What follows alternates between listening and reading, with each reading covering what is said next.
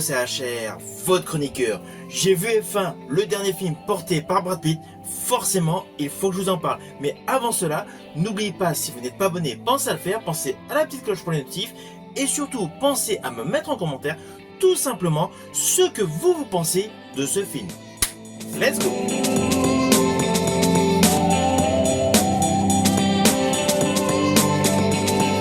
Alors tout d'abord, fiche technique de ce film. Il est réalisé par Joseph Kosinski sur un scénario d'Ehren Kruger.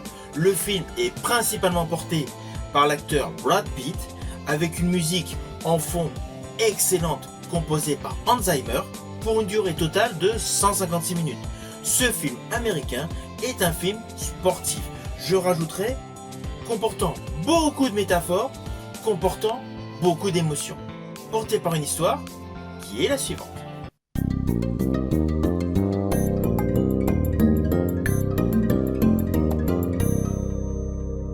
Alors naturellement, je vais vous le faire de manière très succincte. Dans ce film, Brad Pitt interprète le personnage Sonny Hayes. C'est un ancien pilote qui a subi un accident terrible dans les années 90. De ce fait, il s'est écarté de la F1. Cela n'empêche pas qu'il fait tout type de course uniquement pour l'adrénaline.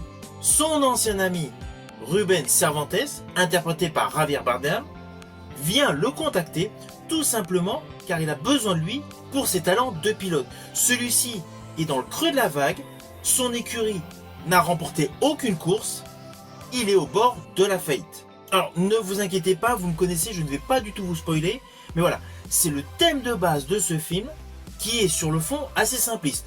On va rechercher un ancien pilote pour essayer de redresser économiquement l'écurie d'APX GP. Mais naturellement, vous vous doutez, l'histoire va être beaucoup plus dense, va être beaucoup plus construite que cela. Et je vous le dis tout de suite, ne vous attendez pas à tout de suite Brad Pitt qui arrive dans l'écurie gagne, etc.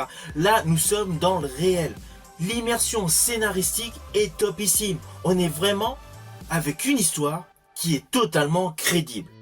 À cela s'ajoute naturellement le point fort de ce film, c'est la réalisation. On va pas se mentir, la réalisation de Joseph Kosinski est topissime.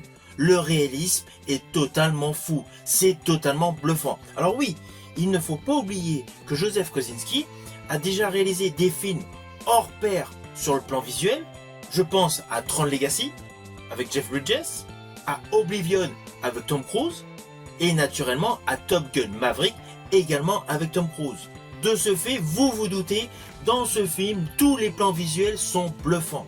D'ailleurs, je tiens à vous préciser que tout le côté visuel du public, des paddocks et des circuits n'est pas rajouté informatiquement. Tout a été tourné sur site réel. Dans ce film, lorsque vous allez voir le circuit d'Abu Dhabi, de Silverstone, de Las Vegas, toute l'équipe du film a réellement été sur place. Lorsque vous allez voir les paddocks concernant McLaren, Ferrari, etc., ce sont les réelles équipes. Dans ce film, vous allez reconnaître les vrais pilotes, Lewis Hamilton, Leclerc et compagnie. En fait, tout le staff de cette équipe imaginaire portée par Brad Pitt s'est vraiment positionné sur les grands prix que vous allez voir dans ce film. Ce n'est pas du studio. De ce fait, le réalisme est extrêmement bluffant, car vous allez voir que la reconstitution immersive est impressionnante. Alors oui, naturellement, Brad Pitt ne fait pas la course en même temps que Leclerc et Hamilton. C'est évident. Tous les plans de course que vous allez voir sont réels, mais cela n'empêche pas qu'il n'y a pas eu d'utilisation de fond vert. Brad Pitt et son acolyte dans le film ont vraiment tourné au cœur de la voiture. Ils ont réellement fait des tours de piste.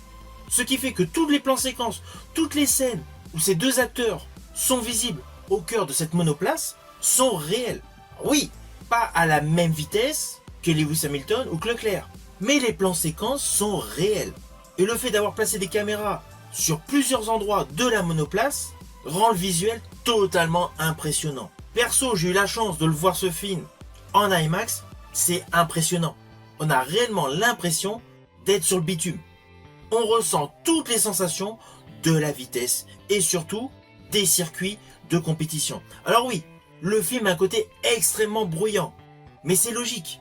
C'est pour être dans la dimension sportive. Alors Naturellement, ce film ne comporte pas uniquement des scènes de course. Il y a forcément la dualité, vous en doutez par rapport à la bande-annonce, du personnage Sonny Ace, interprété par Brad Pitt, qui est dans l'histoire donc une personne largement mature, qui pour certains est has-been, et le personnage Joshua Noah Pierce, interprété par Damson Idris, qui est lui le jeune pilote fougueux. Du coup, implicitement, il y a une réelle dualité entre ces deux personnages. Alors autant Brad Pitt n'est plus à présenter, il a joué dans pléthore de films, j'ai pratiquement la totalité de ses films en DVD ou Blu-ray, tandis que l'acteur Damson Idris, je ne vous cache pas, c'est la première fois que je vais au cinéma. Ceci dit, cela fait déjà près de 12 ans qu'il joue au cinéma, et par ailleurs, il a énormément joué à la télé, notamment dans la série Black Mirror. Je tiens à vous le préciser, car son jeu est excellent. Brad Pitt est comme à l'accoutumée topissime dans son interprétation, mais Damson Idris colle parfaitement.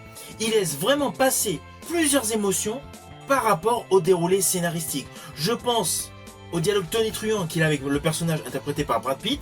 Il a un faciès plus dans la colère, dans la jalousie, dans l'inquiétude, tandis que lorsqu'il parle au personnage interprétant sa mère, il est plus dans l'émotion.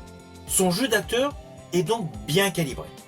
Ainsi, dans ce film, vous avez un réel parallèle entre les pilotes hors de la course et les pilotes au cœur de la course. Alors tout ce qui est au cœur de la course est totalement crédible. Pourquoi ?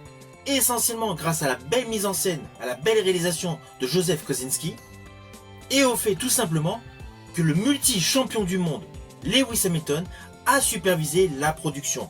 Et honnêtement, cela se ressent.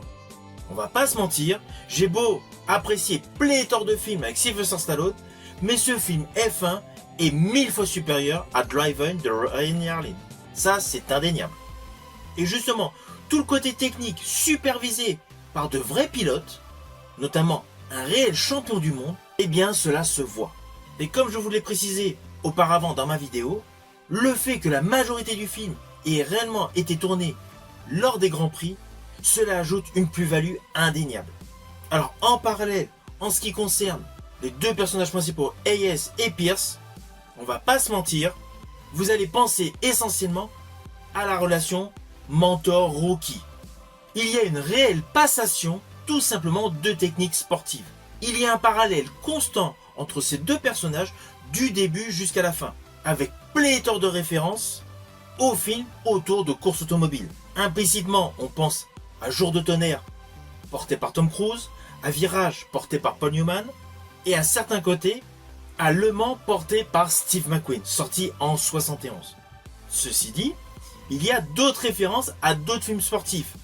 Je ne sais pas forcément si vous avez vu jadis Rocky IV, où il y avait la confrontation du dinosaure de la boxe, Sylvester Stallone, enfin interprété par Sylvester Stallone, et le personnage Drago, interprété par Dolph Lundgren, le boxeur beaucoup plus jeune, beaucoup plus incisif. Jadis dans le film Rocky IV, il y avait le parallèle, la méthode d'entraînement à l'ancienne avec Stallone et la méthode d'entraînement ultra moderne avec Dolph Lundgren. Et bien dans ce film, c'est la même chose. Il y a les techniques à l'ancienne d'entraînement pour le personnage interprété par Brad Pitt et les techniques d'entraînement high-tech pour le personnage interprété par Damson Idris. Sans oublier ici et là pléthore de références cinématographiques que tous les amoureux du cinéma vont apprécier. Néanmoins, je vous rassure, si vous n'avez pas ces références cinématographiques, cela ne vous empêchera aucunement d'apprécier ce film. Ce film qui comporte énormément de métaphores, principalement sur l'introspection de soi et l'analyse de ses échecs. Ah oui, petit détail que je tiens à vous rajouter concernant le casting. Dans ce film, vous allez naturellement découvrir Brad Pitt et Javier Bardem. Eh bien, sachez que ce n'est pas la première fois qu'ils collaborent ensemble.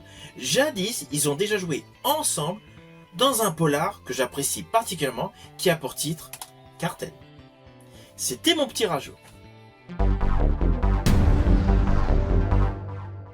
Alors au final, naturellement, c'est un film que je vous invite à découvrir.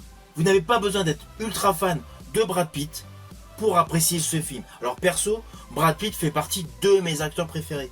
Cela n'empêche pas qu'il y a certains films avec lui que je n'ai pas appréciés. Là, ce film est fin et selon moi, un excellent film. C'est vraiment un film incontournable et si vous avez l'occasion, essayez de le voir en un format IMAX. Car ce film a essentiellement été tourné avec des caméras adaptées pour l'IMAX. La sensation d'immersion s'en retrouve largement développée.